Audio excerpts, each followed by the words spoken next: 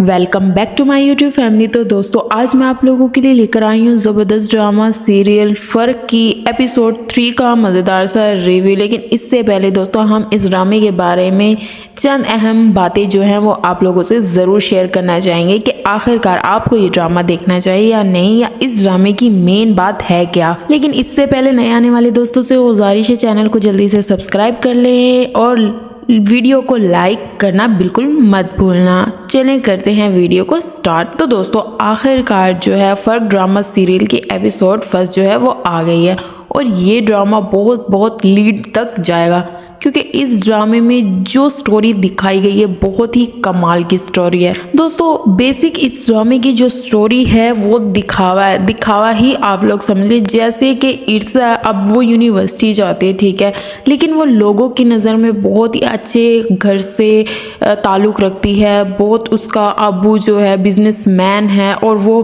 काफ़ी lead family से belong करती है। लेकिन ऐसा कुछ नहीं कि सब जो है आंखों देखा धोखा, यानी लोगों की नज़र में उन्होंने खुद को ऐसा बनाया हुआ है। लेकिन अगर उनके अंदर झांका जाए तो आप लोगों को पता चल जाएगा कि वो किस फैमिली से बिलोंग करती है। वो बिल्कुल ही मिडिल क्लास फैमिली से ताल्लुक़ रखती है और इसके बावजूद जो है उसके वालिद आरिफ साहब वो कमाल के ड्राइवर हैं, मेन ड्राइवर। अब वो अपनी बेटी को उसी की गाड़ी पे उसको यूनिवर्सिटी से पिक करते हैं और लेकर जाते हैं, जिसकी वजह से जो यूनिवर्सिटीज़ की फ़ेलो हैं इर्सा की, वो ये समझ रही होती है कि भाई इर्सा जो है बहुत ही अच्छे बैकग्राउंड से ताल्लुक़ रखती है। लेकिन ऐसा कुछ भी नहीं है, जबकि ये बात इर्सा भी अच्छी तरह जानती है और उसका बाप भी अच्छी तरह ये बात जानता है। वो ये सोच रही होती है कि हम लोगों की नज़र में ख़ुद को इतना वेल जाहिर कर रहे हैं, लेकिन ऐसा बिल्कुल भी नहीं है। अगर देखा जाए तो इर्सा के पास 100 रुपये भी नहीं होते कि वो अपने ऊपर खर्च कर सके। अब मोहल्ले की जो एक आंटी है उसने इर्सा को दिए पैसे कि भाई आते हुए बाज़ार से मेरे लिए 2 दुपट्टे ले आना।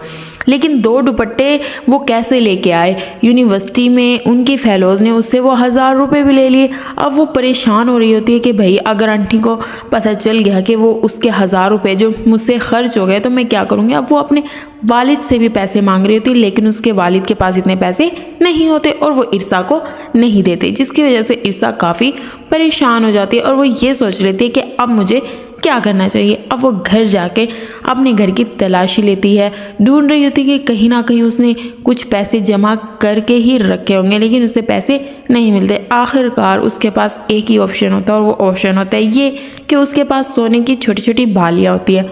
वो सोचती है इसको ले जाती हूँ, बेच देती हूँ और जो खला के पैसे हैं वो भी उनको वापस कर दूंगी।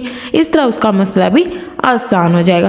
तो दूसरी तरफ अगर कमाल सर की बात की जाए, जो कि बहुत बड़े बिजनेसमैन हैं और इर्सा के वालिद उसी के ड्राइवर हैं, लेकिन इसके बावजूद जो है वो एक नरम मिजाज शख्सियत के भी हामिल हैं, यानी जो उनके साथ वर्कर्स या उनका सबका काम कर रहा है वो उनकी काफ़ी केयर करते हैं। लेकिन अगर कमाल साहब की बेटी आइज़ल की बात की जाए तो बहुत ज़्यादा गरूर वाली लड़की। वो ये समझती है कि मेरे बाप का इतना बड़ा बिजनेस है तो पूरी दुनिया को हमने ख़रीदा हुआ है।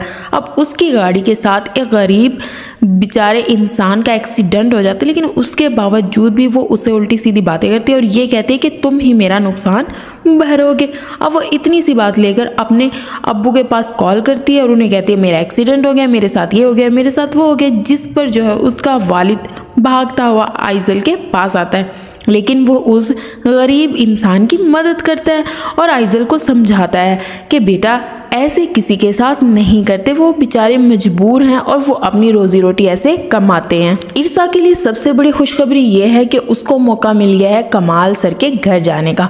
उसको इतना बड़ा घर देखने का और उसमें रखी चीज़ों को गौर व फिक्र करने का बहुत ज़्यादा शौक़ होता है। अब वो जाती है जी कमाल सर के कहने पर उनके घर की डेकोरेशन करने, लेकिन वो सारा घर देखती है और देखकर काफ़ी खुश हो रही होती है कि इतना बड़ा घर है और इतने बड़े घर में सिर्फ और सिर्फ 2 लोग रहते, 2 लोग यानी कि कमाल सर और उसकी बेटी आइजल। लेकिन जो इर्सा है वो चीज़ों को छूने से भी डर रही होती है, उसको परेशानी हो रही होती है कि अगर मैंने किसी चीज़ को हाथ लगा दी ये ना हो मुझसे टूट जाए या गिर जाए या कोई नुकसान हो जाए, इसलिए वो इन चीज़ों से भी परेशान हो रही होती है। लेकिन उसे डेकोरेशन करनी होती है, वो सारे घर की तलाशी ले रही होती है, देख रही होती है कि मुझे कहाँ कहाँ डेकोरेशन करनी है। लेकिन उसके बावजूद जो है वहाँ पर आइजल आ जाती है। आइजल जो है इर्सा को साफ साफ कह देती है कि आइंदा बगैर परमिशन के मेरे रूम में आने की बिल्कुल भी ज़रूरत नहीं है,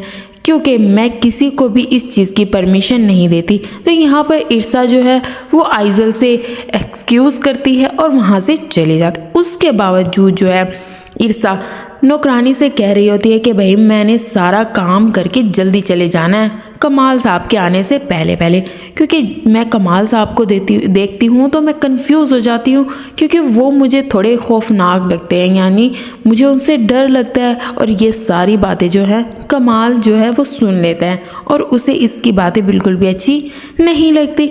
अब जो इर्सा है वो काफ़ी परेशान हो रही होती है कि अब वो क्या जवाब देगी और क्या जवाब नहीं देगी। आगे जाकर दोस्तों आप लोग देखेंगे कि जो कमाल की वालिदा है वो कमाल से कह रही होगी कि बेटा अब तुम अपना घर बसा लो, शादी कर लो, कल को आइजल की शादी हो जाएगी तो तुम किसके सहारे ज़िंदगी गुजारोगे। लेकिन ये बात जो है आइजल भी सुन लेती है। अब कमाल जो है आइजल के सामने ऐसी बातें नहीं करना चाह रहा होता, क्योंकि वो अपनी माँ के मामले में बहुत ज़्यादा सीरियस होती है और उसकी माँ के मरने के बाद जो है वो दोनों बाप बेटी ही एक दूसरे का सहारा होते। लेकिन इसके बावजूद भी आइजल नहीं चाहती कि उसका जो बाप है वो दूसरी शादी करे, इसलिए कमाल जो है दूसरी शादी से अवॉइड कर रहा होता है। लेकिन उसकी माँ उसे समझा रही होती है कि कल को आइजल तो अपने घर की हो जाएगी, फिर तुम किसके सहारे अपनी ज़िंदगी गुजारोगे। लेकिन कमाल जो अपनी माँ से कह रहा होता है कि मुझे नहीं लगता कि आइजल इस चीज़ के लिए राज़ी होगी, क्योंकि वो नहीं चाहती कि मैं दूसरी शादी करूं और उसकी खुशी के अलावा मेरे पास कोई और चारा नहीं। अगर वो चाहेगी तो मैं शादी कर लूँगा, अगर वो नहीं चाहती तो मैं कैसे शादी कर लूँ। तो दूसरी तरफ इर्सा जो है अपने दोस्त से कह रही होती है कि मेरे अब्बू ने बहुत बड़ी जो है एक और फैक्ट्री ख़रीदी है। वो झूठ बोल रही होती है, लेकिन उसकी दोस्त उससे कह रही होती है कि इर्सा तुम्हें देख के ऐसा तो नहीं लगता कि तुम इतने बड़े घर से ताल्लुक़ रखती हो या तुम किसी अमीर घर से आती हो। ये बात सुन के तो जैसे इर्सा के होश ही गुल हो जाते, उसे ऐसा लग रहा होता है ये ना हो कहीं इन्हें पता ना चल जाए मेरी असलियत के बारे में, और वो अपनी असलियत ही सबसे छुपा रही होती है। उसे ये लग रहा होता है कि ऐसे छुपाकर मैं सबके सामने अच्छी बनी रहूँगी, क्योंकि आजकल जो है वो पैसे वालों का दौर है, यानी जिसके पास पैसा होता है उसकी इज्जत होती है, जिसके पास पैसा नहीं होता उसकी इज्जत नहीं होती। तो दोस्तों उम्मीद करती हूँ कि इस एपिसोड का आपको रिव्यू अच्छा लगा होगा। नेक्स्ट एपिसोड बहुत जल्द आपके लिए लेकर आएंगे, सब्सक्राइब करना बिल्कुल मत भूलना।